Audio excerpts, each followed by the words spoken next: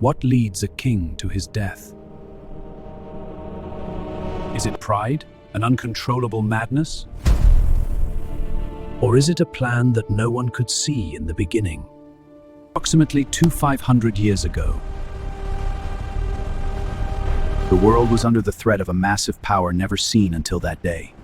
From the east, rising from the lands of today's Iran, the Persian Empire. They were not just a state, they were the first true superpower the ancient world had ever seen. This massive force, born from the lands of modern-day Iran, was swallowing everywhere with a great appetite.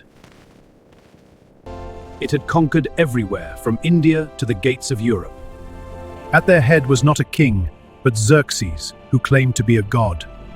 With a single command from Xerxes, millions of soldiers moved. Rivers ran dry where they passed, and the sky turned dark because of their arrows. It seemed as if no power, no army, could stand before them. Opposite this giant empire was a very different world, looking like a small dot on the map. The Peloponnesian Peninsula, located at the southernmost part of Greece. Standing like a natural fortress surrounded by steep mountains. This was a place where not art or philosophy, but only and only war was considered sacred. Sparta. For Spartans, life carried a different meaning than for all other societies. They did not build walls for their cities because, according to them, the walls of Sparta were the chests of its soldiers holding unshakable shields. In this small, mountainous peninsula, history's greatest challenge was about to begin. On one side, a massive empire ruling the rest of the world, on the other, a handful of warriors. Few in number, but with spirits forged from steel, and their mysterious leader, Leonidas. While children in other cities learned philosophy, Sparta taught survival. The name of this system was Agoge. When a Spartan child turned 7, he was taken from his family and handed over to the state barracks. They were intentionally given very little food. The aim was to ensure the children went and stole food. If caught, they were beaten for being clumsy enough to be caught. Even in the harshest cold of winter, walking barefoot was mandatory. This turned the soles of their feet into talons against the rocks. Leonidas was the third son of King Xerxes of the Agead dynasty. In Sparta, princes were exempt from these heavy trainings. Leonidas was not an heir.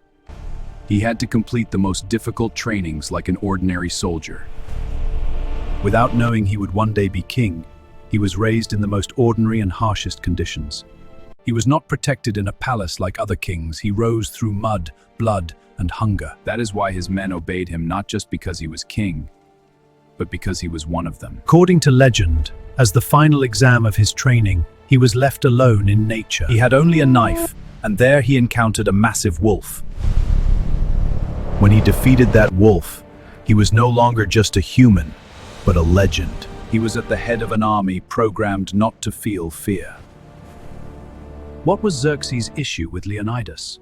Of course, he had valid reasons.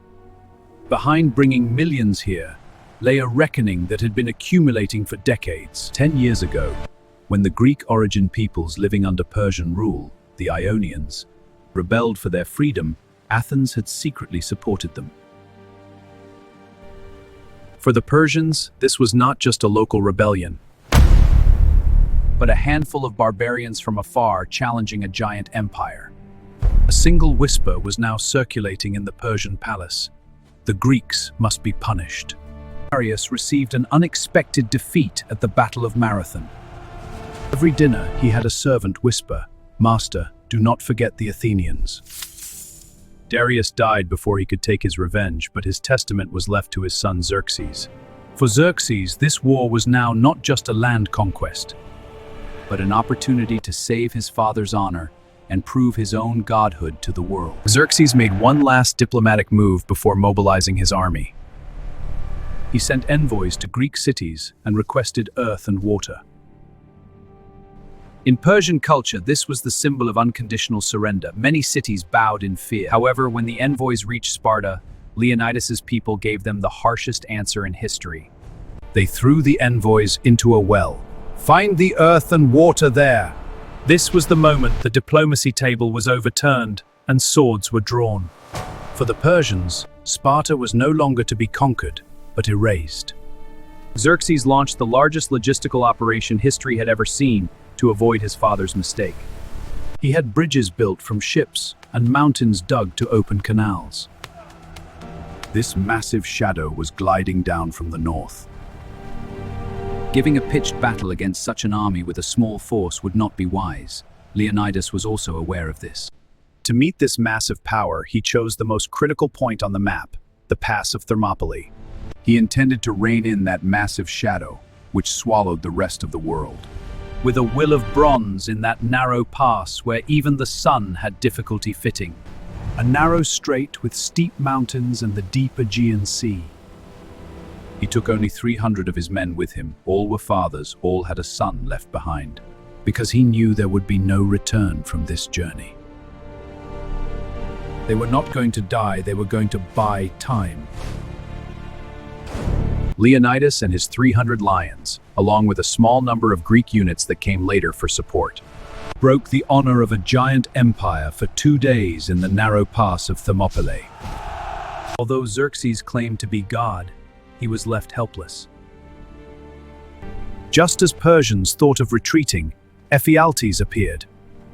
For a handful of gold and the luxury life promised by Xerxes, he betrayed his own people. He showed the Persians a secret path that circled behind the pass Leonidas was protecting. The flow of history does not always change with the power of swords, but sometimes with the dark ambition inside a human being. When Leonidas saw the Persians surrounding him at night, he knew geography was no longer a shield, but a grave. Leonidas said goodbye to the other Greek units when he realized he was besieged. He ordered them to go, because they needed to live and gather strength for the great battles of the future. But he and his 300 Spartans would stay. Because retreating was the greatest sin against Spartan laws. Leonidas remembered the oracle's prophecy. A king must die for Sparta to live. Leonidas had already chosen to die for his city. On the morning of that night, the Spartans were in neither fear nor panic. On the contrary, they were as if they were preparing for a wedding, not a war. They combed their hair and polished their armor one last time. Leonidas turned to his men and made one of the most chilling farewell speeches in history. Eat a hearty breakfast, friends, because we will eat dinner in the other world! This was not a surrender. It was a challenge made by looking death straight in the eyes. When the sun reached the peak, millions of arrows darkened the sky once more. The Spartans fought until their spears broke. When the spears were finished, they drew their swords. When the swords broke, they fought with their hands, their teeth, and their nails. When Leonidas fell, Persians were afraid to approach his body. Leonidas fell, but every Spartan who fell with him became a cry of awakening for the rest of Greece. Thermopylae may seem like a military defeat, but it was actually the greatest strategic victory in history. Leonidas stalled the Persians at the pass for 3 days, gaining vital time for the cities to prepare. Their spilled blood united the Greek cities, which were enemies to each other, for the first time. Seeds of victory were sown in that pass, with Leonidas's last breath.